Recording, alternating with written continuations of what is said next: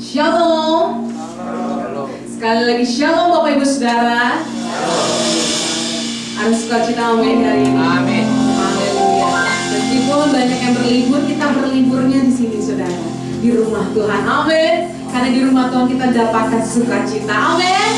Haleluya. Kita akan mulai ibadah kita akan menaikkan setiap pujian dan penyembahan kita. Tapi sebelumnya kita akan sama-sama berdoa. Mari saya undang kita semua bangkit berdiri. Kita sama-sama berdoa persiapan diri kita.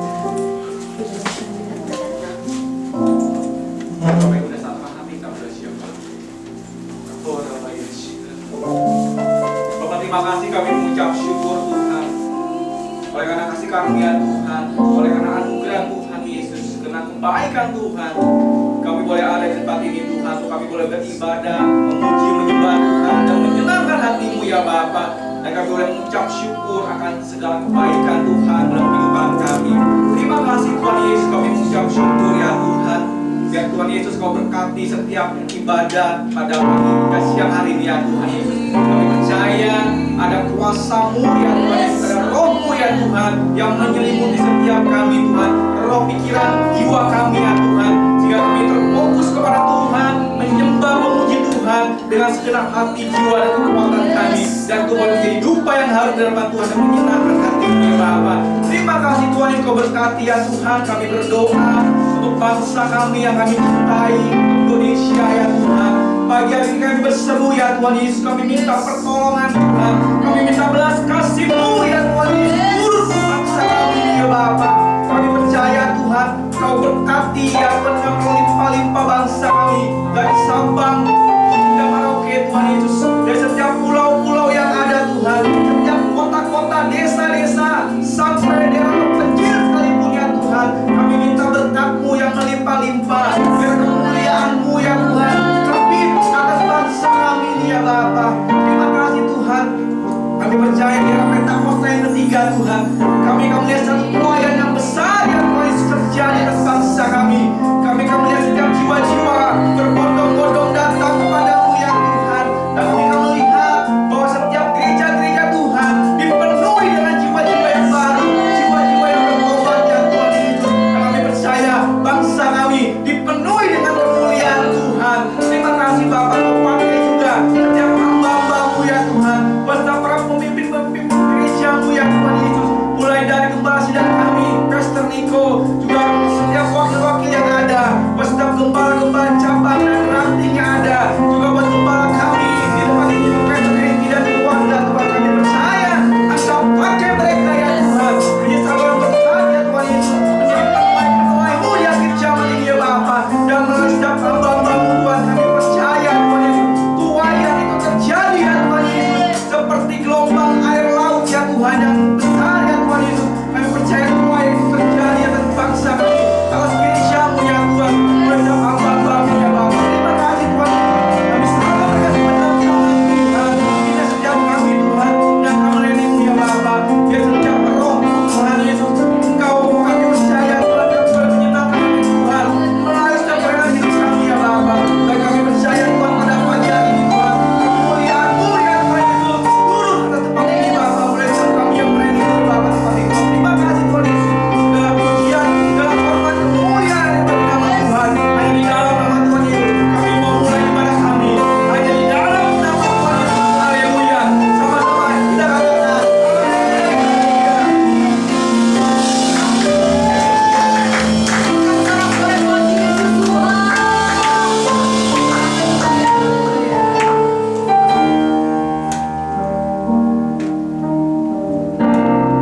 Haleluya.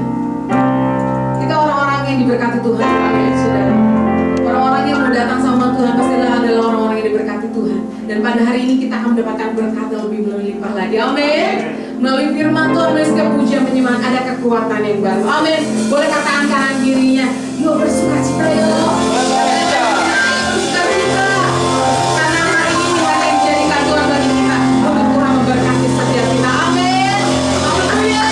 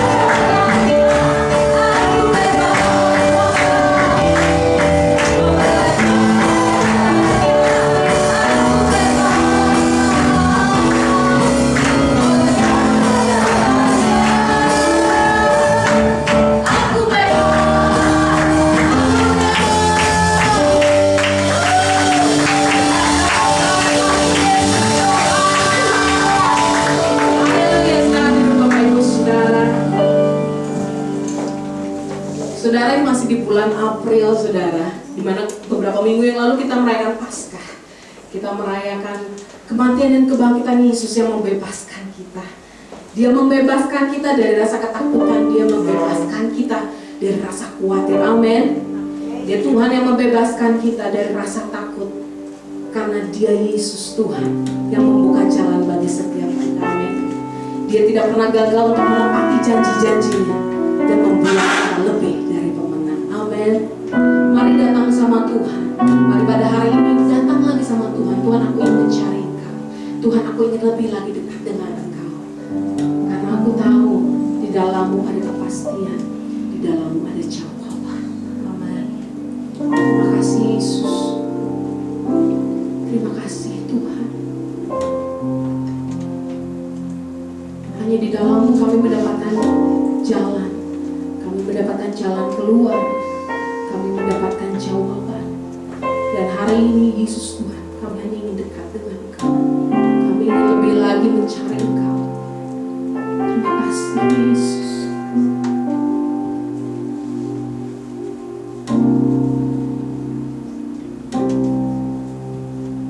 Engkau yang lebih tahu cara untuk membuka jalanku. Engkau yang lebih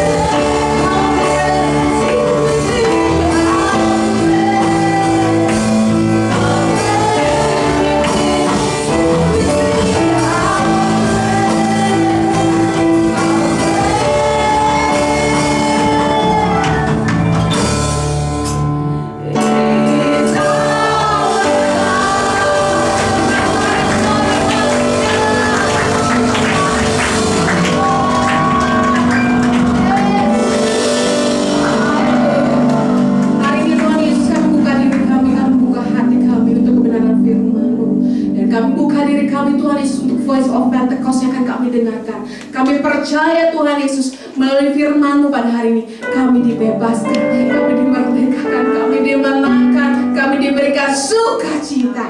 Terima kasih Yesus, terima kasih Tuhan. Di dalam nama Tuhan Yesus, haleluya, amin. Selanjutnya Bapak Ibu Saudara, kita menyaksikan kuasa Tuhan.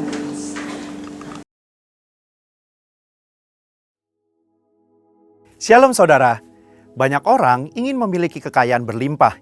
Namun pertanyaannya, setelah mendapatkan kekayaan, bagaimana menggunakan kekayaan tersebut? Nah, dalam VOP kali ini, kita akan membahas tentang penyalahgunaan kekayaan.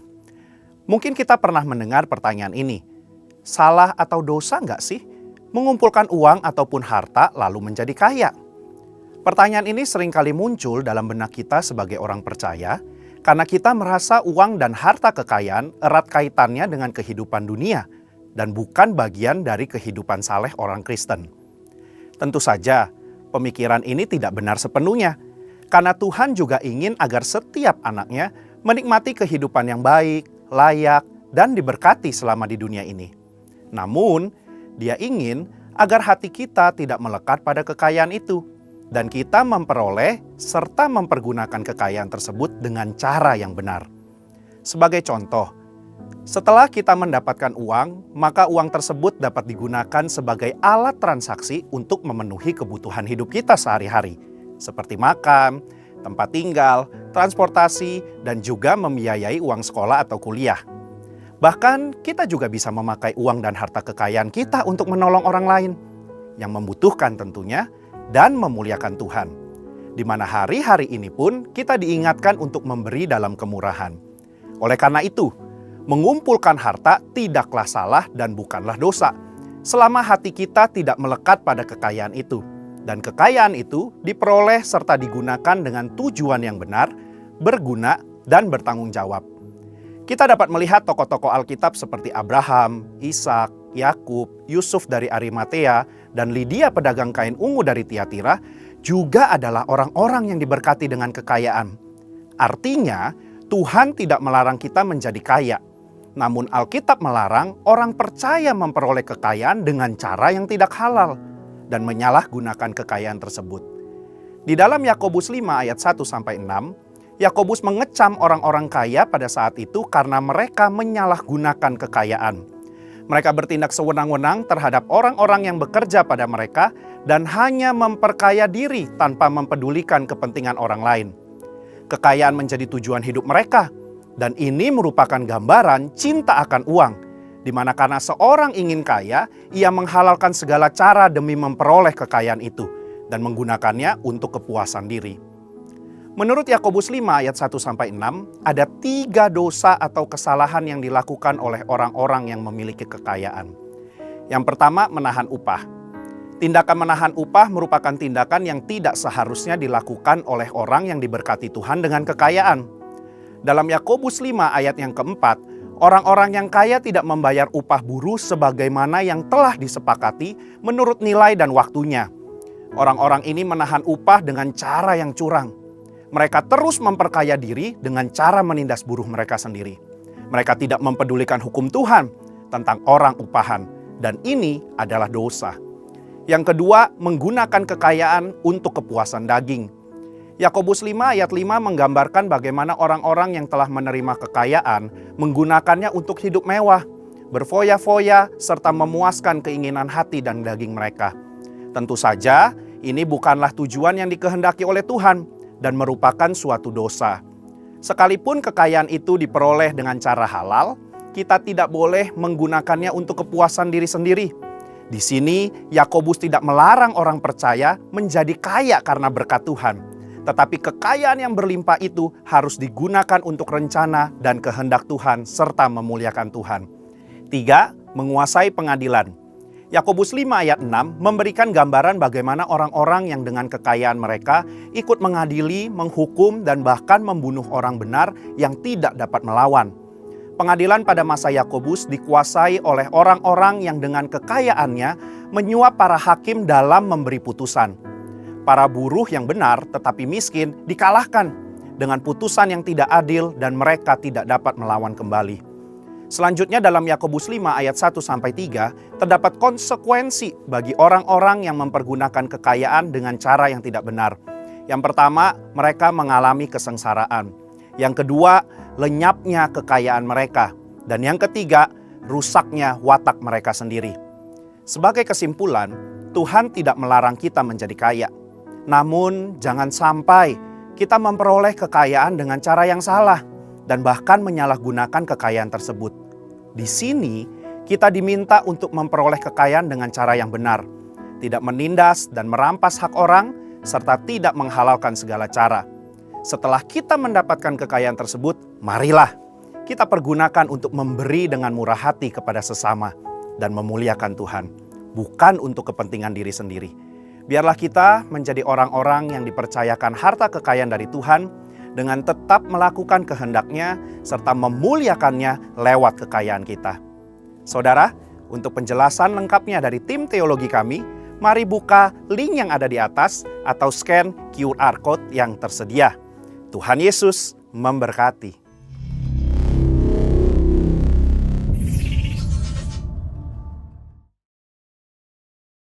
Mari kita tutup mata kita akan berdoa. Puji syukur Tuhan Yesus kami naikkan bagi-Mu. Pada hari ini Tuhan Yesus kami membuka diri kami buka hati kami buka pendengaran kami. Untuk firman-Mu hari ini disampaikan. Kami percaya firman-Mu itu hidup Tuhan Yesus. Dan kami mau terimanya dengan sukacita. Kau memakai hamba-Mu, Kau mengurapinya Tuhan Yesus. Biar setiap kebenaran firman-Mu dinyatakan pada hari ini. Terima kasih Yesus. Terima kasih Tuhan. Kami siap menerima firman-Mu di dalam nama Tuhan Yesus. Mari yang siap katakan, amin.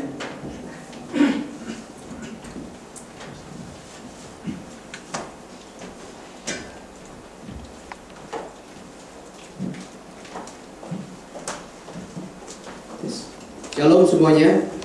Puji Tuhan. Ini adalah orang-orang yang setia kepada Tuhan, di mana setiap orang hari ini sedang berlibur, tapi saudara sekalian tetap beribadah dengan baik. Puji Tuhan, kita berikan kemuliaan buat Tuhan. Nah, saudara terkasih di dalam Tuhan, hari ini kita akan belajar firman Tuhan dari Yohanes 17 ayat yang ketiga, ya. Dan judul khotbah hari ini yaitu mengenal satu-satunya Allah yang benar. Yohanes 17 ayat yang ketiga. Mari kita baca bersama-sama dengan suara yang nyaring supaya iman kita dibangkitkan. 2, 3. Inilah hidup yang kekal itu, yaitu bahwa mereka mengenal Engkau satu-satunya Allah yang benar dan mengenal Yesus Kristus yang telah Engkau utus. Katakan amin. Saudara terkasih di dalam Tuhan, kalau kita merenungkan tentang firman Tuhan ini adalah firman di mana Tuhan Yesus berdoa kepada Bapanya untuk para murid.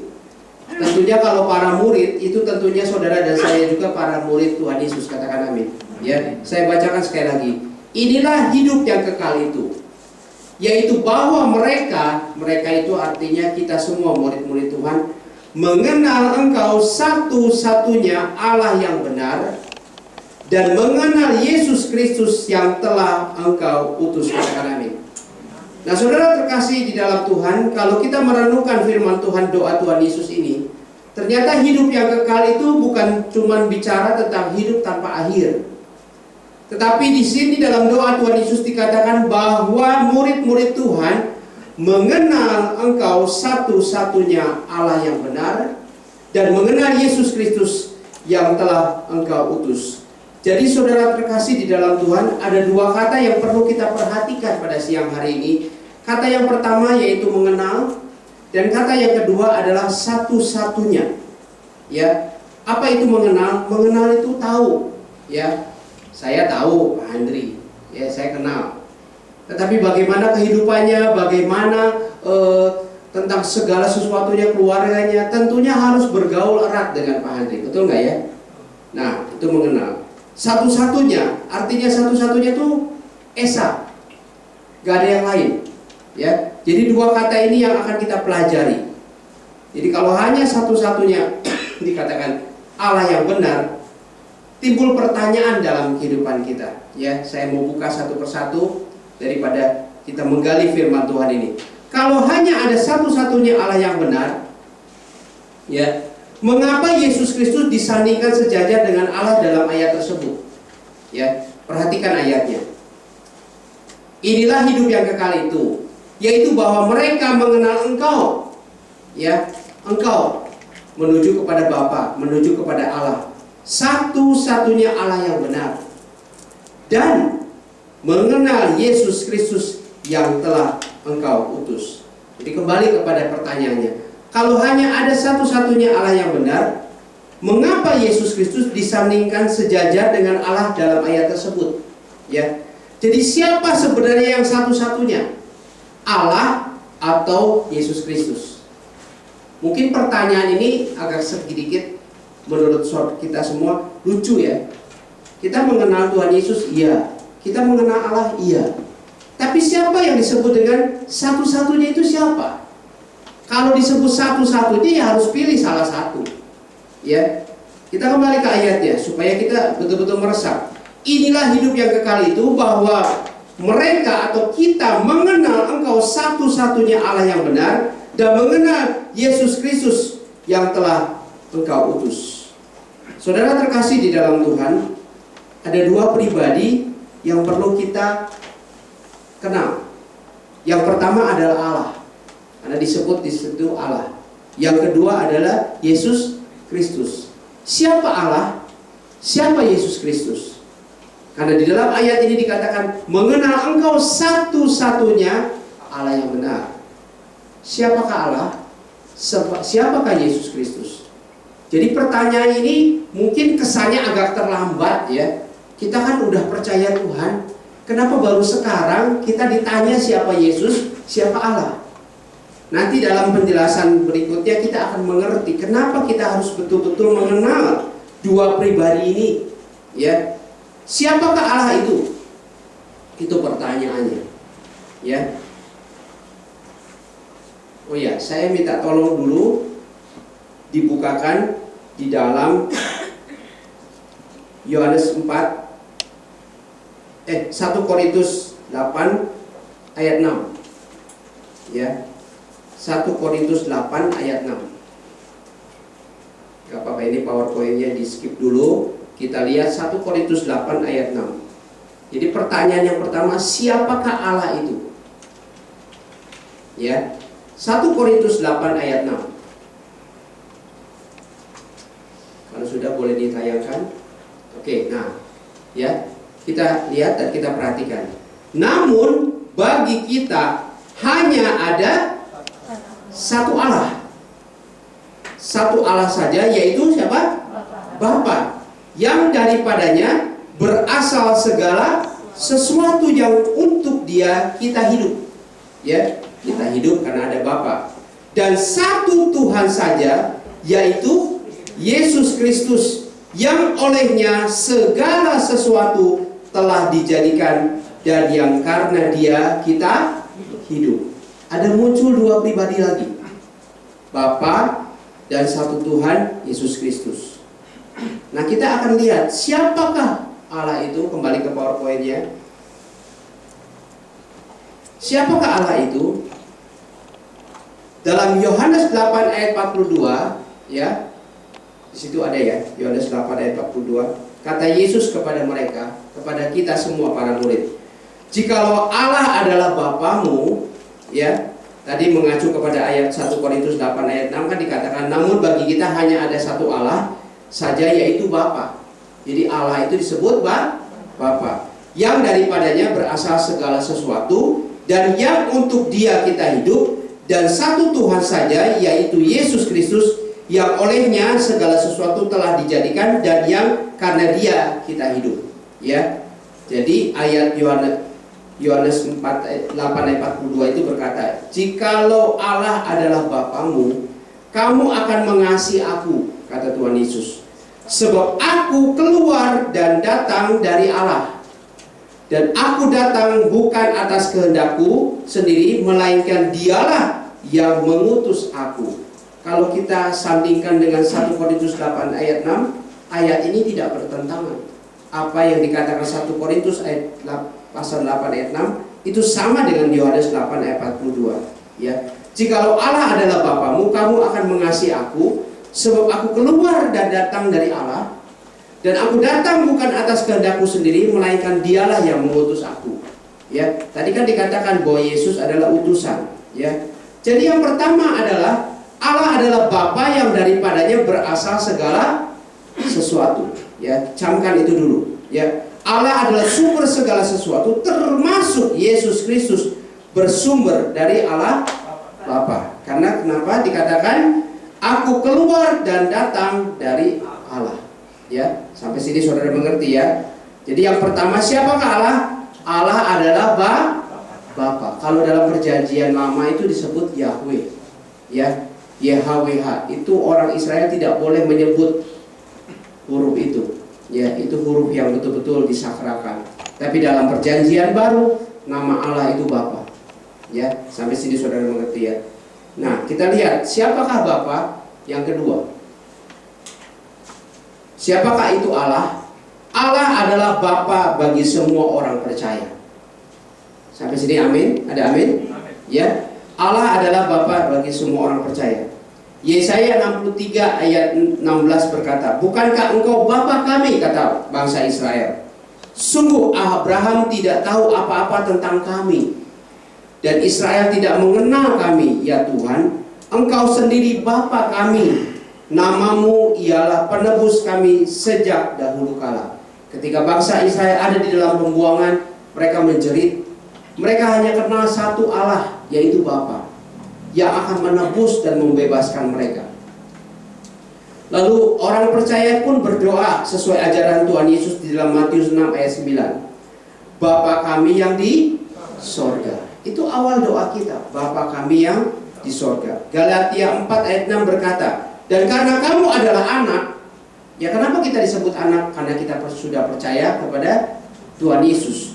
Maka Allah menyuruh roh anaknya ke dalam hati kita yang berseru, ya Aba, ya Bapa. Jadi siapa Allah? Allah adalah Bapa bagi semua orang percaya. Bahkan Tuhan Yesus pun menyebut Allah sebagai Bapanya dalam Yohanes 17 ayat 5. Oleh sebab itu, ya Bapa, permuliakanlah aku padamu sendiri dengan kemuliaan yang kumiliki di hadiratmu sebelum dunia ada. Jadi siapa Allah? Allah itu Bapa. Yang kedua, Allah itu adalah Bapa bagi semua orang percaya. Nah, saudara terkasih di dalam Tuhan, bentuk sapaan Bapa itu tidak merujuk kepada jenis kelamin. Ya, kenapa? Karena Allah itu roh. Apakah roh ada jenis kelamin? Tidak ada. Jadi kalau orang tanya apakah Allah itu perempuan atau laki-laki, tidak ada gender. Sebutan Bapa merujuk kepada otoritas. Ya, seperti seorang bapa di dalam rumah, seperti seorang ayah di dalam rumah. Siapa otoritas paling tinggi? Tentunya suami, ayah, bapa di dalam rumah. Merujuk kepada aktivitas. Siapa yang paling sibuk dalam tanda petik mencari nafkah, melindungi, mengayomi? Tentunya Bapa. Ya, sebagai pelindung, sebagai pemelihara kehidupan. Ya, dan khususnya Allah sebagai Bapa, sapaan Bapa, yaitu Dia yang menciptakan kehidupan dan yang daripadanya bersumber segala sesuatu. Tadi 1 Korintus 8 ayat 6 berkata, daripadanya bersumber segala sesuatu. Dan sebutan Bapa merujuk kepada hubungan yang khusus antara Bapa dan anak. Ada lagi yang paling dekat? Gak ada. Semua agama gak ada yang menyebut Allahnya itu Bapa, gak ada. Cuman kita sebagai orang Kristen menyebut Allah itu Bapa. Sebab itu merujuk kepada hubungan yang erat. Ya. Dan yang ketiga, siapakah Allah? Allah adalah roh. Dia adalah terang yang tak terhampiri. Yohanes 4 ayat 24, Allah itu roh. Ya. Allah adalah terang dan di dalam Dia sama sekali tidak ada kegelapan. Dan 1 Timotius 6 ayat 16 berkata, bersemayam dalam terang yang tak terhampiri. Seorang pun tak pernah melihat Dia. Nah, saudara, pertanyaan bagaimana kita bisa mengenal Allah yang adalah roh. Kita nggak pernah bisa tahu. Ya, Allah itu roh. Bagaimana kita bisa tahu ya wujud Allah? Ya, karena itulah Tuhan Yesus lahir ke dunia sebagai manusia, sebab tak seorang pun yang pernah melihat Allah, tetapi anak tunggal Allah yaitu Yesus Kristus, dialah yang menyatakannya. Katakan amin. Jadi siapa yang menyatakannya? Tuhan Yesus. Ya, karena Allah itu roh, tidak bisa dilihat, tidak bisa diraba. Ya, dan firman Tuhan sudah berkata, tidak seorang pun pernah melihat Dia. Ya, kita lanjut. Jadi kita tahu siapa Allah. Allah itu Bapa. Dia adalah roh yang tidak bisa kita lihat, yang tidak bisa kita hampiri. Makanya banyak orang berkata, kenapa Tuhan Yesus harus lahir ke dunia? Karena kalau Allah yang hadir di dunia, dunia ini hancur. Tidak seorang pun yang bisa menghampiri Allah. Terang yang tak terhampiri, kuasa yang luar biasa. Nah sekarang selanjutnya, kalau kita sudah tahu siapa Allah, kita selanjutnya siapa Tuhan Yesus itu. Ya. Yang pertama kita lihat Yohanes 1 ayat 18. Tidak seorang pun yang pernah melihat Allah. Ya tadi setuju ya, Allah itu tidak terhampiri. Ya, tidak bisa dilihat karena Allah itu roh. Tidak seorang pun yang pernah melihat Allah, tetapi anak tunggal Allah yang ada di pangkuan Bapa, dialah yang menyatakannya. Siapa dia? Yesus Kristus yang menjadi manusia. Tidak seorang pun pernah melihat Allah, sebab Allah itu roh adanya. Karena itu dalam pengenalan akan Allah harus ada yang menyatakan Allah. Demikian Yesus Kristus sebagai pribadi yang menyatakan keberadaan Allah Bapa. Setuju? Tanpa Yesus Kristus kita tidak pernah bisa mengenal Allah. Karena Allah itu adalah roh, dan roh itu tidak bisa diraba, tidak bisa dilihat, dan tidak bisa dihampiri. Ya. Sebab 1 Yohanes 4 ayat 12 berkata demikian. Tidak ada seorang pun yang pernah melihat Allah. 1 Timotius 6 ayat 16 dikatakan tadi, seorang pun tidak pernah melihat Allah, dan memang manusia tidak dapat melihat Dia. Baginya lah hormat dan kuasa yang kekal. Yohanes 5 ayat 37 berkata, Bapa yang mengutus aku, dialah yang bersaksi tentang aku. Kamu tidak pernah mendengar suaranya, rupanya pun tidak pernah kamu lihat. Jadi jelas di sini bahwa Allah adalah roh dan tidak seorang pun dapat mendengar ataupun melihat Allah Bapa. Tuhan Yesuslah yang menyatakan pribadi Bapa bagi kita, dan ada banyak ayat di mana Yesus Kristus sebagai pribadi yang menyatakan Bapa. Ya. Banyak, kita belajar banyak ayat siang ini. Yohanes 1 ayat 18, tidak seorang pun yang pernah melihat Allah, tetapi anak tunggal Allah yang ada di pangkuan Bapa, dialah yang menyatakannya. Kata di pangkuan itu berarti bukan digendong. Kata pangkuan itu adalah anak Allah itu dekat hubungannya dengan Bapa. Ya, anak itu sebagai anak yang dipangku itu dekat. Yohanes 17 ayat 6, aku telah menyatakan namamu. Nama itu bukan sekedar nama, tetapi nama itu mewakili pribadi.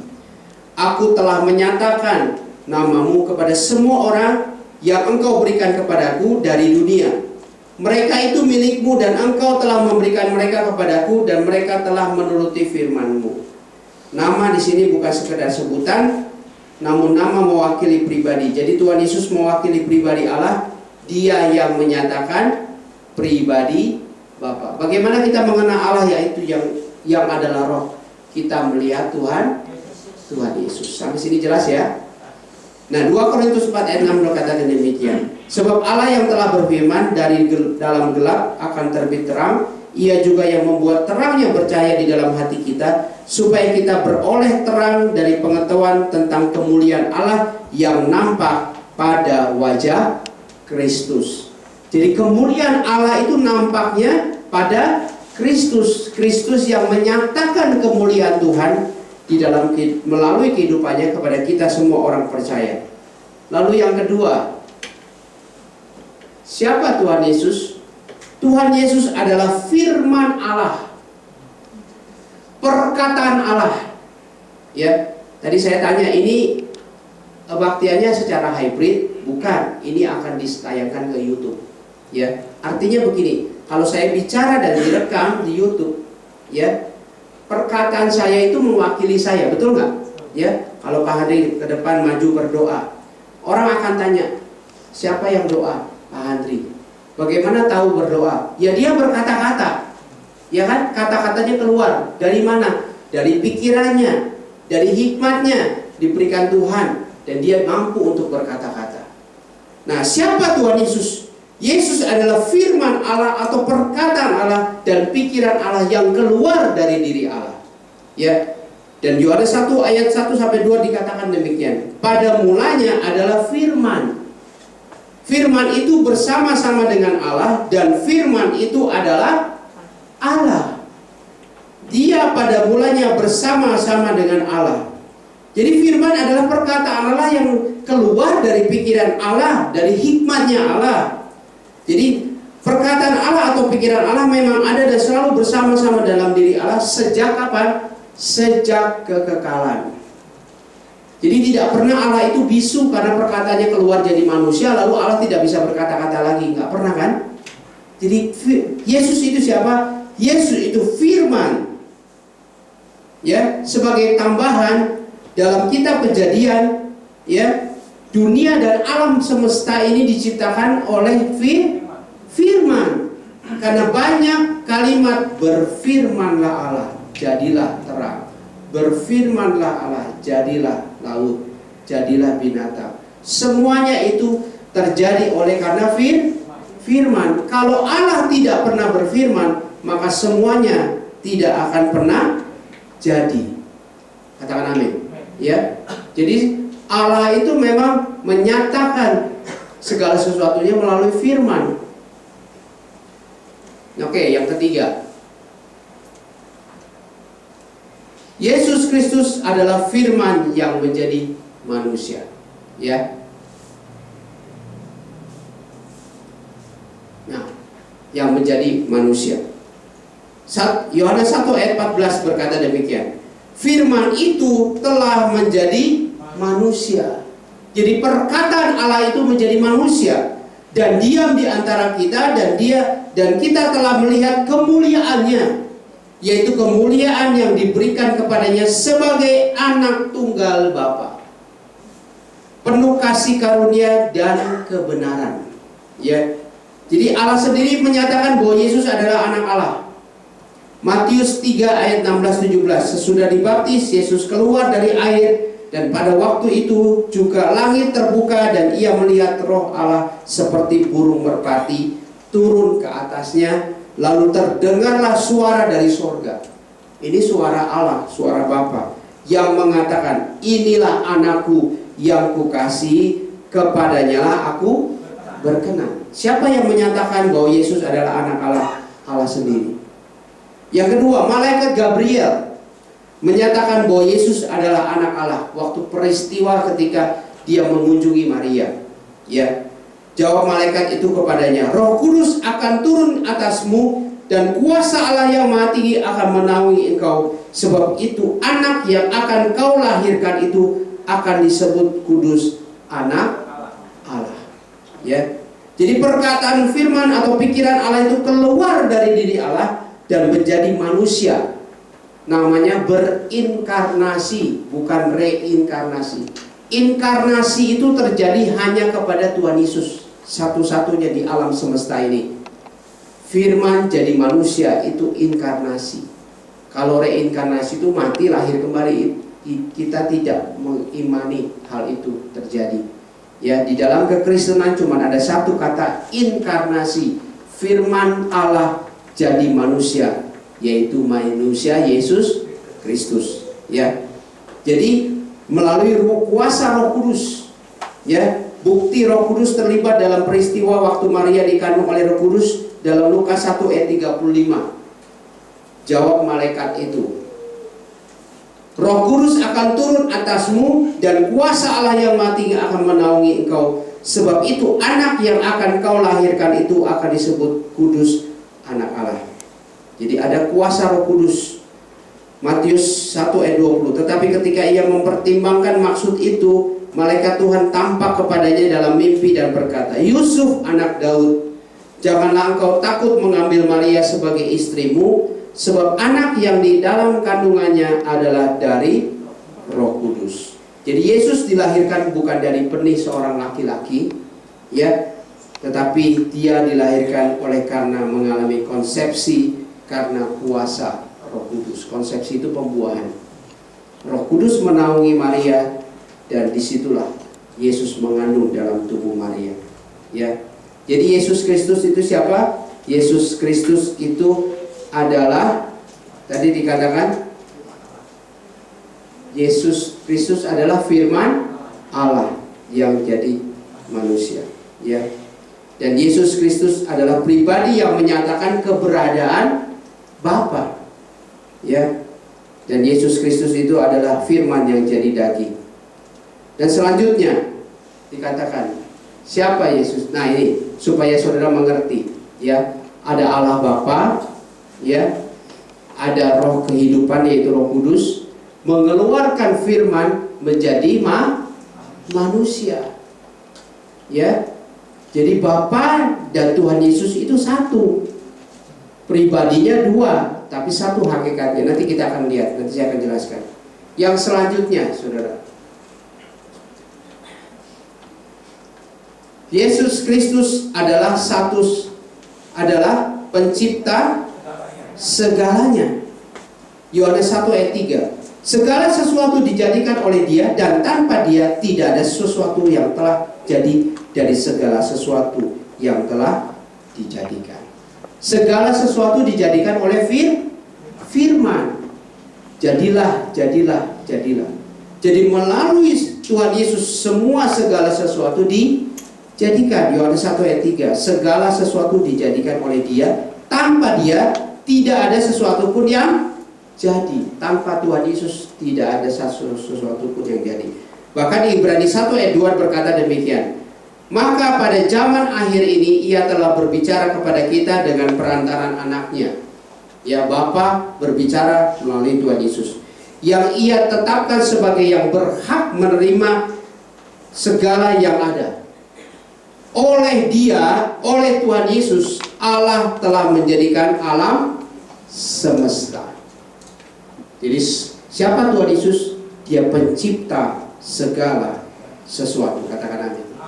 Dia adalah firman, Dia adalah menyatakan keberadaan Bapa, Dia adalah firman yang jadi daging, Dia pencipta segalanya. Dan yang selanjutnya, siapa Yesus Kristus itu? Dia adalah juru selamat manusia. Jadi Tuhan Yesus menunjukkan rencana Allah untuk keselamatan manusia melalui dirinya. Yohanes 14 ayat 6 berkata, Akulah jalan dan kebenaran dan hidup. Tidak ada seorang pun yang datang kepada Bapa kalau tidak melalui Aku. Jelas, Yesus menunjukkan rencana Allah Bapa untuk menyelamatkan manusia, sehingga Dia menjadi jalannya untuk kita bisa menuju Bapa di surga. Kisah 4 ayat 2 berkata, dan keselamatan tidak ada di dalam siapapun juga selain di dalam Dia. Sebab di bawah kolong langit ini, jadi seluruh dunia ini, tidak ada nama lain yang diberikan kepada manusia yang olehnya kita dapat diselamatkan. Ayat ini betul-betul powerful. Betul-betul powerful. Apakah ada keselamatan di luar Tuhan Yesus? Tidak ada. Sebab ayat ini berkata, tidak ada nama lain. Tidak ada nama lain yang diberikan kepada manusia, yang oleh karena nama itu kita diselamatkan. Betapa kita beruntungnya. Amin. Ya. Tadi kan song leader sudah mengatakan kita ini masih ingat peristiwa Paskah, bagaimana pengorbanan Tuhan. Ya, barang siapa percaya, ia diselamatkan. 1 Timotius 2 ayat 5 dan 6 berkata, karena Allah itu Esa, Esa itu satu, dan Esa pula Dia yang menjadi pengantara antara Allah dan manusia, yaitu manusia Kristus Yesus yang telah menyerahkan dirinya sebagai tebusan bagi semua manusia. Itu kesaksian pada waktu yang ditentukan. Jadi Yesus dan Allah itu satu. Ya. Jadi nanti kita akan lihat supaya kita semakin jelas pasalnya. Nah, selanjutnya pertanyaannya timbul. Kalau tadi ada Bapa, siapa itu Bapa? Bapa adalah Roh, ya. Tidak bisa terhampiri. Bapa adalah Bapa kita setiap orang percaya. Dan siapa Yesus tadi kita sudah tahu, ya. Lalu bagaimana dengan Roh Kudus? Apakah termasuk hitungan sebagai satu-satunya Allah yang benar? Sesuai dengan doa Tuhan Yesus tadi, hidup kekal itu bahwa mereka mengenal Engkau satu-satunya Allah yang benar. Apakah Roh Kudus termasuk dalam hitungan sebagai satu-satunya Allah yang benar? Ya, jawabannya ya. Jelas, tidak ragu. Roh Kudus termasuk satu-satunya Allah yang benar. Jadi pertanyaan, siapa Roh Kudus? Roh Kudus adalah roh kehidupan atau nafas kehidupan. Saudara bisa hidup itu karena apa? Karena saudara punya nafas, betul? Kalau nggak ada nafas, saudara nggak di sini, adanya di ruang mayat, betul ya? Nah, Ayub 33 ayat 4 berkata demikian, Roh Allah telah membuat aku dan nafas yang Maha Kuasa membuat aku hidup. Jadi orang tuh nggak mungkin hidup kalau tanpa ada roh kehidupan. Ya, oleh firman Tuhan langit telah dijadikan, oleh nafas dari mulutnya segala tentaranya. Artinya seluruh ciptaan ini hidup karena ada nafas kehidupan. Ya, pohon bisa hidup, binatang bisa hidup, ikan bisa hidup, semua punya kehidupan karena ada roh kehidupan. Roh Kudus sesungguhnya adalah nafasnya Allah, kehidupannya Allah sendiri. Ya, sebagai manusia, sebagaimana manusia memiliki nafas kehidupan, tentunya nafas kehidupan tidak dapat dipisahkan dengan pribadi. Apakah nafas kita bisa dipisahkan? Kalau nafas kita dipisahkan artinya kita mati. Betul? Roh kita kembali kepada yang mengaruniakannya. Demikian pribadi Allah. Allah punya kehidupan, ya, punya roh kehidupan. Tuhan Yesus punya roh kehidupan. Kalau tidak, Tuhan Yesus tidak bisa jadi manusia. Ya. Jadi Roh Kudus adalah roh kehidupan atau nafasnya Allah. Yang kedua, siapa Roh Kudus? Roh Kudus itu adalah penghibur, ya, pembimbing dan penolong. Jikalau penghibur yang akan kuutus dari Bapa datang, yaitu Roh kebenaran yang keluar dari Bapa, ia akan bersaksi tentang aku. Tadi Yesus keluar dari Bapa, Roh Kudus keluar dari Bapa. Kenapa disebut itu? Kita kembali ke 1 Korintus 8 ayat 6. Daripadanya keluar segala sesuatu. Dari mana? Dari Bapa. Keluar segala sesuatu, termasuk Tuhan Yesus dan Roh Kudus. Apakah Roh Kudus ketika keluar dari Bapa, Allah Bapa itu mati? Kan tidak. Ya kan? Allah Bapa itu kekal. Ketiganya kekal. Dan Roh Kudus ini yang senantiasa menyertai kita dan menolong dan tinggal dalam diri orang percaya. Kenapa Tuhan Yesus naik ke surga? Nanti bulan Mei kita akan memperingati kenaikan Tuhan Yesus. Kenapa Tuhan Yesus harus naik? Supaya Roh Kudus dicurahkan kepada setiap orang percaya. Itu janji Tuhan. Supaya Roh Kudus tinggal dalam setiap orang percaya, ya. Atau tidak tahukah kamu bahwa tubuhmu adalah bait Roh Kudus dan yang diam di dalam kamu, Roh Kudus yang kamu peroleh dari Allah, dan bahwa kamu bukan milik kamu sendiri. Ya, jadi Roh Kudus itu adalah penolong, penghibur, pembimbing yang menemani kita. Lalu siapa itu Roh Kudus yang ketiga? Roh Kudus adalah sarana kita untuk dapat mengerti tentang kehendak Allah dan mengenal tentang Kristus. 1 Yohanes 4 ayat 2 berkata, demikianlah kita mengenal Roh Allah. Setiap roh yang mengaku bahwa Yesus Kristus telah datang sebagai manusia berasal dari Allah. Ya. Dan Roh Kudus membantu setiap kelemahan kita. Waktu kita tidak bisa mengerti tentang apa lagi kita bisa berdoa. tapi Roh Kudus membantu kita dalam kelemahan kita. Nah, setelah kita mempelajari tentang siapa Allah, siapa Yesus Kristus, maka kita dapat mengenal keberadaan diri Allah dalam Yohanes 17 ayat 3. Sehingga Yohanes 17 ayat 3 itu bisa disimpulkan demikian. Ya.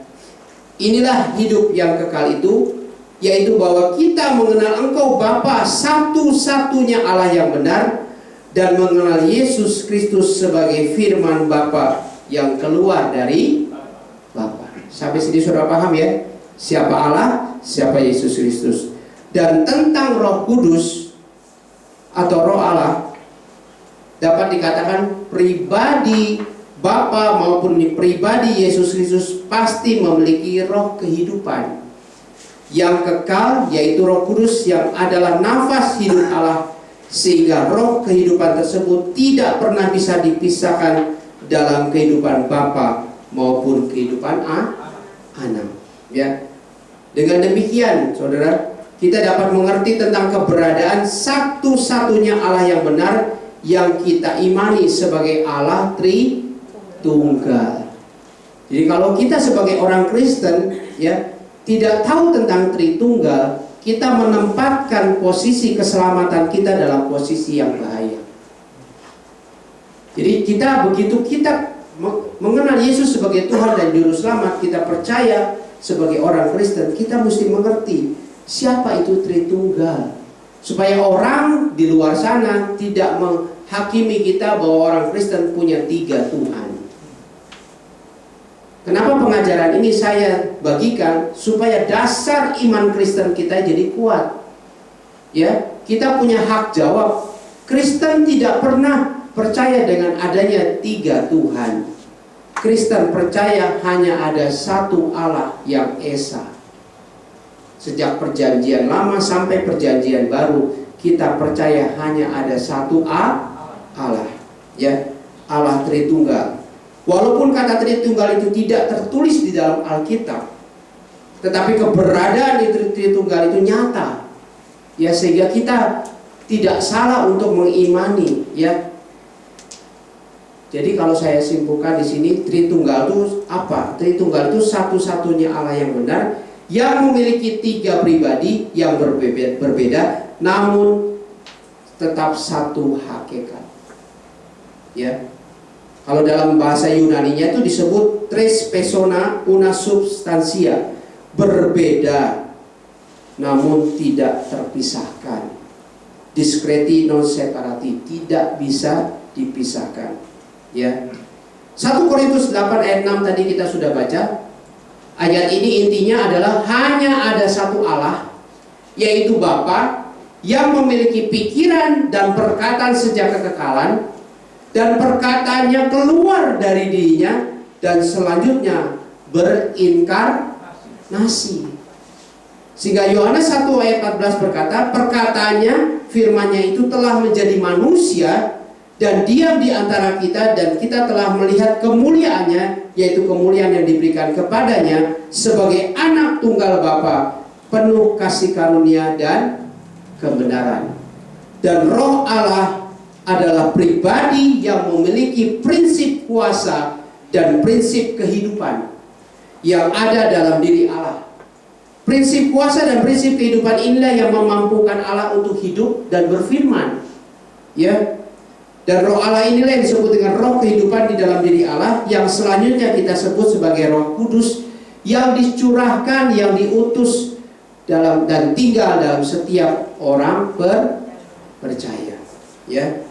Dengan demikian, cara untuk mencapai kehidupan kekal adalah hanya dengan mengakui dan memahami tentang satu-satunya Allah yang benar, yang hanya ada di dalam Yesus Kristus, yang adalah firman Allah yang menjadi manusia. Sampai sini yang mengerti katakan amin. Ya. Sehingga kita tidak ragu lagi, Allahmu 3, ada Bapa, ada Putra, ada Roh Kudus. Apa itu? Kita tidak lagi bisa disesatkan.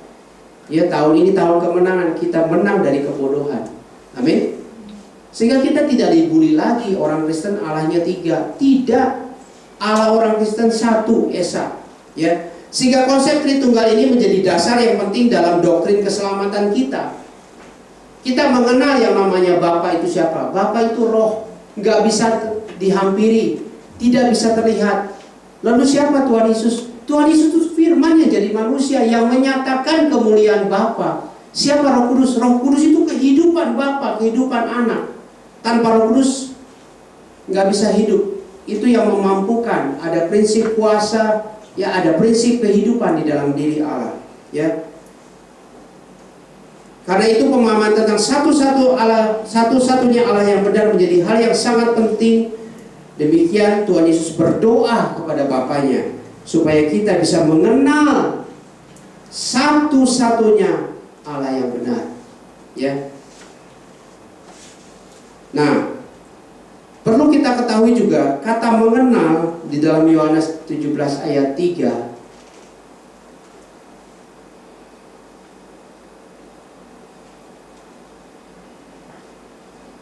Ini tadi udah ya. Tadi udah. Oke, kata mengenal dalam Yohanes 17 ayat 3 itu artinya keintiman. Ya. Keintiman berbicara tentang hubungan yang berkualitas dan bukan hubungan biasa. Namanya juga intim. Ya, dan keintiman itu sudah ada dan dinyatakan dalam hubungan di antara pribadi-pribadi yang ada dalam Allah Tritunggal. Allah Tritunggal itu Esa, satu. Tapi di dalamnya ada 3 pribadi yang tidak pernah bisa dipisahkan. Ada Allah Bapa, Allah Putra, dan Allah Roh Kudus. Ya.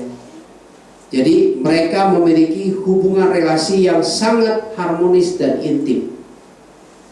Dan keintiman Allah dan manusia itu sudah juga dikehendaki Allah sejak semula. Sejak kapan? Sejak penciptaan. Kejadian 1 ayat 27 berkata, maka Allah menciptakan manusia itu menurut gambarnya. Menurut gambar Allah diciptakannya dia, laki-laki dan perempuan diciptakannya mereka. Jadi Allah ingin bahwa relasi keintiman di dalam Allah Bapa, Allah Putra, dan Roh Kudus itu terjadi juga di dalam antara manusia dengan Allah. Bagaimana tadi saya katakan, bagaimana saya bisa mengenal Pak Handri lebih dekat kalau saya tidak intim dengan dia, betul nggak? Bagaimana saudara bisa mengenal istri atau suami saudara kalau saudara tidak pernah intim, betul nggak? Yang intim aja, yang menikah lamanya kadang-kadang belum tentu bisa mengenal dengan baik. Demikian Tuhan Yesus berkata, inilah hidup yang kekal itu. Kalau mereka murid-murid Tuhan itu mengenal intim dengan engkau satu-satunya Allah yang benar. Oke, saya lanjut. Nah, saya jelaskan di sini supaya kita sama-sama bisa mengerti konsep daripada Tritunggal. Saya kasih tahu, konsep Tritunggal tidak bisa dijelaskan sempurna oleh konsep pemikiran manusia, tidak bisa. Kenapa? Karena Allah itu begitu luar biasa. Ini hanya menggambarkan sebagian kecil, tidak sempurna. Ya, di sini ada kata homoousios. Homo itu satu, ya. Osios itu hakikat atau substansi. Jadi kalau ditanya apa hakikat manusia, hakikat manusia itu daging, betul? Itu hakikat. Nah, ada homoousios itu artinya satu hakikat, satu daging. Contoh, dada dan perut ada 2 hal yang berbeda yang dapat diidentifikasikan. Dada itu terletak paru-paru, tempat bernafas. Perut itu terletak lambung, tempat untuk memproses makanan. Ya. Tapi tidak bisa dipisahkan, betul nggak? Kenapa? Karena ada di dalam satu tubuh, ya, yang memiliki fungsinya masing-masing tentunya. Demikian Allah adalah Maha Tunggal. Tidak ada satu ousia pun seperti Allah yang Maha Tunggal yang memiliki 3 realitas konkret pribadi. Nggak ada. Yang dapat diidentifikasi tetapi saling melekat dan tak terpisahkan di dalam satu hakikat, yaitu kealahan yang homoousios itu. Jadi yang namanya satu Allah Tritunggal, Allah Bapa, Allah Putra, Allah Roh Kudus itu gambarannya seperti ini. Nggak bisa dipisahkan. Apakah 3 Allah? Tidak, satu Allah. Bangsa Israel pun mengakui hanya ada satu Allah yang Esa.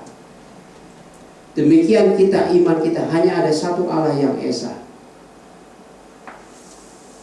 Nah, Demikian kita harus pahami seperti ini. Bapa tidak sama dengan anak. Kenapa? Karena ada pribadinya masing-masing. Anak tidak sama dengan Roh Kudus tidak sama dengan Bapa. Masing-masing adalah pribadi yang berbeda satu dengan lainnya oleh karena adanya hubungan dan peran. Ya, Bapa yang melahirkan, anak yang dilahirkan, dan Roh Kudus yang memberi nafas kehidupan. Sampai sini saudara paham? Ya, jadi tidak ada lagi yang disebut tiga Allah, satu Allah, satu hakikat tapi tiga pribadi. Apakah bisa dijelaskan secara ilmiah? Dijelaskan secara logika bisa, tapi semua itu perlu namanya iman. Kalau orang yang tidak beriman kepada Yesus Kristus sebagai Tuhan dan Juru Selamat, percuma saudara debat soal ini.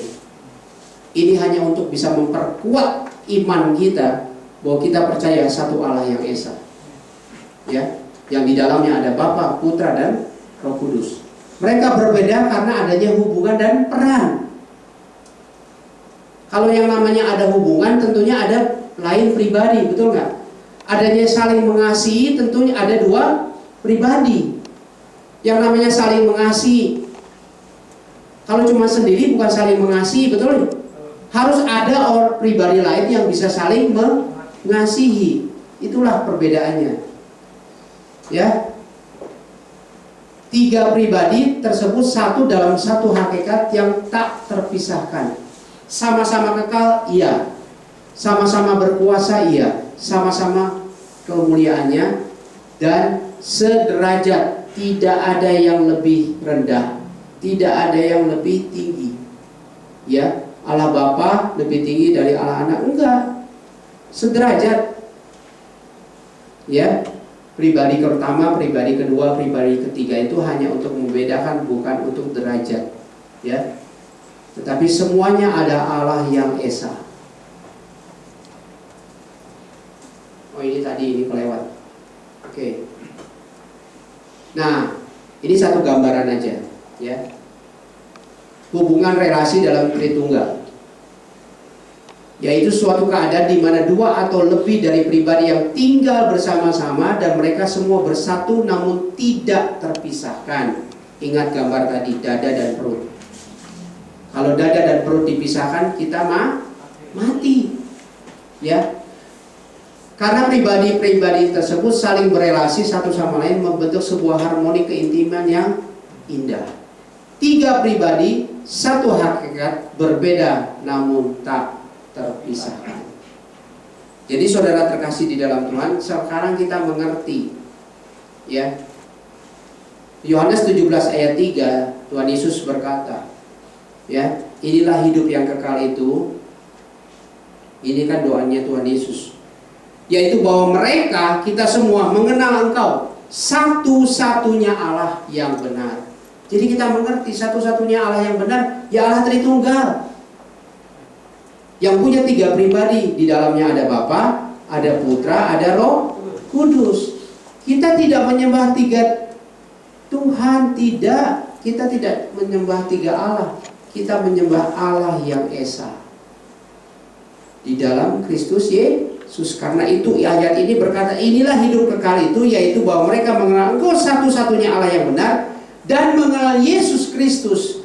Karena Yesus Kristus adalah firman Bapa yang keluar dari Bapa dan menjadi daging. Dia yang menyatakan Bapa. Dia yang menyatakan Bapa, karena Bapa itu roh, tidak terhampiri, tidak bisa dilihat. Yesuslah yang menyatakan diri bahwa dia adalah pribadinya Bapa. Dia menyatakan pribadinya Bapa.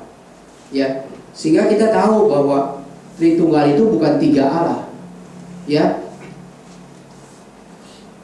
Jadi kita bisa mengakui, memahami dan mengenal tentang keberadaan satu-satunya Allah yang benar yang ada dalam Allah Tritunggal serta memiliki keintiman dengannya agar janji tentang kehidupan kekal benar-benar dapat terwujud. Karena itu saya kasih tahu bahwa pemahaman tentang Tritunggal Allah itu tidak bisa dianggap sepele, supaya iman kita tidak jadi goyah. Banyak orang yang percaya Yesus juga bingung. Sebab apa? Sebab dibully, kamu menyembah tiga Allah. Ditanya Bapa, ditanya Putra, ditanya Roh Kudus, itu kan 3. Bingung kan? Karena itu kita perlu mengerti prinsip daripada Tritunggal. Allah Tritunggal itu satu hakikat, tapi 3 pribadi yang memiliki hubungan dan peran masing-masing. Bapa melahirkan, Yesus dilahirkan, dan Roh Kudus adalah roh kehidupan. Analogi yang lain, tetapi ini tidak menggambarkan yang sempurna. Manusia memiliki tubuh, jiwa, dan roh. Bisa dipisah nggak? Kalau tubuh dan jiwa dipisah, itu cuma seonggok daging, betul? Ya kan? Tubuh dan roh dipisah, dia nggak hidup. Disebut manusia satu kan? Ya manusia satu, tapi di dalamnya ada roh, jiwa, dan tubuh. Sekali lagi, ini hanya gambaran yang kasar, tidak bisa mewakili daripada kerahasiaan Allah di dalam Tritunggal Allah. Sehingga doa Tuhan Yesus tadi katakan, inilah hidup yang kekal itu. Hidup kekal itu hidup bukan cuma tanpa akhir. Hidup bersama-sama dengan Tuhan itu juga hidup kekal. Hidup dalam kebahagiaan sorgawi itu juga hidup kekal. Bahwa mereka termasuk kita semua mengenal, punya keintiman, memahami, mengakui, mengerti Engkau satu-satunya Allah yang benar, dan mengenal Yesus Kristus yang telah Engkau utus. Sehingga kita mengerti Yesus utusan, ya utusan dalam arti dia adalah firman yang keluar dari Bapa untuk menyatakan kemuliaan Bapa, karena Bapa itu roh, tidak bisa terlihat. Dan Roh Kudus adalah prinsip kuasa dan kehidupan yang ada dalam diri Allah, yang bisa menghidupi, yang bisa berfirman, yang berkuasa mengalirkan keajaiban.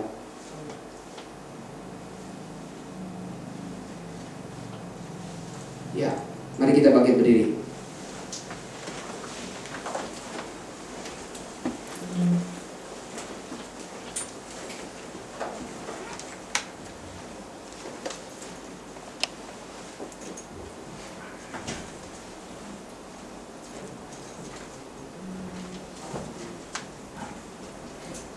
Kita berdoa. Bapa, terima kasih, kami bersyukur Tuhan yang memberikan kami kemampuan, pengertian, dan hikmat daripada-Mu, sehingga kami bisa mengerti firman-Mu. Terima kasih Tuhan. Kami mau mengenal Engkau lebih lagi Tuhan, dan mengasihi Engkau Tuhan Yesus, supaya kami betul-betul menerima janji-Mu untuk hidup di dalam kehidupan yang kekal. Mari kita janjikan lagu ini.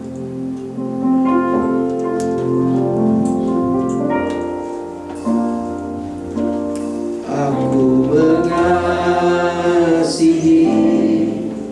Engkau Yesus dengan segenap hatiku. Aku mengasihi Engkau Yesus dengan segenap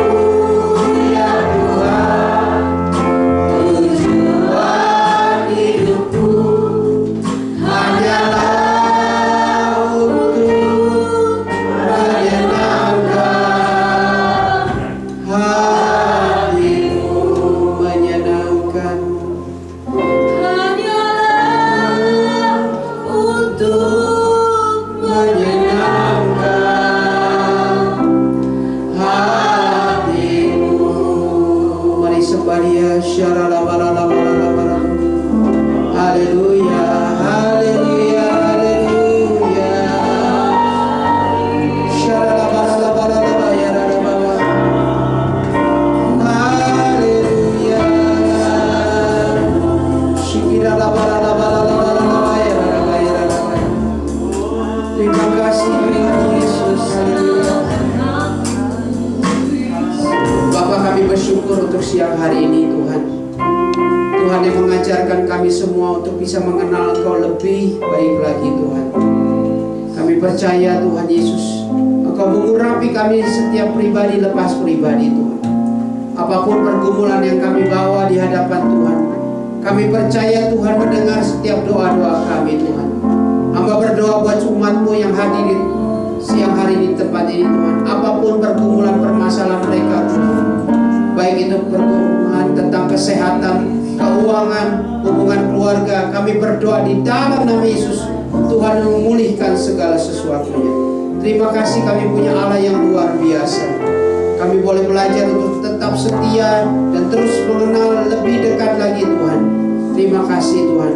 Berkati juga gembala di tempat ini, Pak Hengki dan keluarganya. Berkati para pengerja dan umat Tuhan yang setia untuk hadir di tempat ini. Berkat damai sejahtera menyertai senantiasa. Terima kasih. Dalam nama Yesus kami berdoa. Haleluya. Amin. Silakan duduk saudara.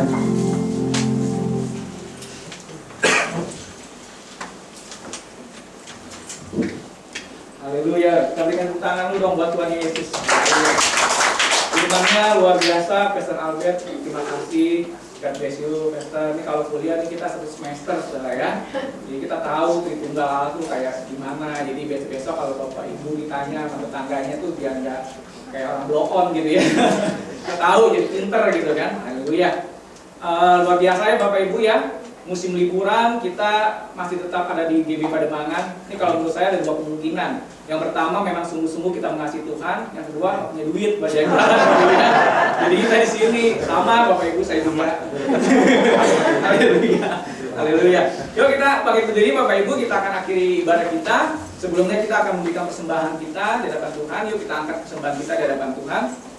Kita mau berdoa Bapak Ibu ya. Haleluya. Bapak terima kasih, kami mengucap syukur Tuhan. Pada hari ini Tuhan Yesus kami boleh beribadah Tuhan, mendengarkan firman Tuhan, memuji dan menyembah-Mu ya Tuhan Yesus. Dan pada akhirnya Tuhan, sebelum kami pulang ke rumah kami masing-masing Tuhan, kami mau memberikan persembahan yang terbaik buat Tuhan Yesus. Kami mengangkat persembahan kami tinggi-tinggi di hadapan Tuhan. Dengan persembahan kami yang terbaik, kami datang tidak dengan tangan yang hampa Tuhan, tapi kami mau memberikan persembahan kami untuk kemuliaan nama Tuhan Yesus. Dan biarlah setiap apa yang boleh kami berikan Tuhan, berapapun ya Tuhan Yesus, biarlah ini menjadi kemuliaan-Mu ya Tuhan. Untuk kami boleh memperluas kerajaan Tuhan, untuk dipakai untuk pelayanan bagi kemuliaan-Mu ya Bapa. Kau berkati setiap kami yang memberi Tuhan, biar apapun yang kami boleh kerjakan, kami lakukan. Kami percaya Tuhan yang memberkati kami berlimpah-limpah, berlipat-lipat kali ganda ya Tuhan Yesus. Dan kami percaya Tuhan, kami memberi ini adalah tanda kami mengasihi Tuhan, tanda kami boleh memberikan setiap apa yang kami miliki di hadapan-Mu ya Bapa. Terima kasih Tuhan Yesus, terima kasih Bapa, terima kasih Tuhan Yesus. Dan kami akan pulang ke rumah kami masing-masing Tuhan. Kami percaya tutup bungkus kami dengan kuasa darah-Mu ya Tuhan Yesus. Biar setiap firman yang boleh kami dengar Tuhan, biar itu menjadi rema bagi kehidupan kami Tuhan. Kami boleh menjadi pelaku-pelaku firman-Mu ya Tuhan Yesus. Kami percaya apapun keadaan kami, apapun yang kami alami hari-hari ini Tuhan Yesus, kami percaya ya Tuhan, Engkau tidak pernah meninggalkan setiap kami Tuhan. Engkau selalu menuntun kami ya Tuhan. Engkau membawa kami ke dalam sesuatu yang menggembirakan, yang penuh dengan sukacita ya Tuhan Yesus. Kami percaya Tuhan, Engkau Allah kami yang setia, Engkau Allah yang selalu berjalan bersama dengan kami. Apapun keadaan kami Tuhan, kami percaya Engkau membuat segala sesuatunya indah pada waktunya ya Tuhan, dan penuh dengan sukacita ya Bapa. Terima kasih Tuhan Yesus. Kalau sebentar Tuhan Yesus kami mau angkat tangan kami tinggi-tinggi di hadapan Tuhan, kami akan menerima berkat-Mu ya Bapa. Saya persilakan hambanya Pastor Albert berdoa berkat. Mari kita arahkan hati kita kepada Bapa di surga. Pulanglah, terimalah berkat yang terbaik, damai sejahtera dan sukacita, kesehatan, kekuatan dan perlindungan yang sempurna yang dianugerahkan oleh Bapa di surga, yang disempurnakan di dalam Kristus Yesus, dan dengan persekutuan yang manis oleh Roh Kudus dari saat ini sampai Maranatha, bahkan sampai selama-lamanya. Setiap kita yang sudah terima berkat dengan iman kita katakan amin. Tuhan memberkati. Selamat.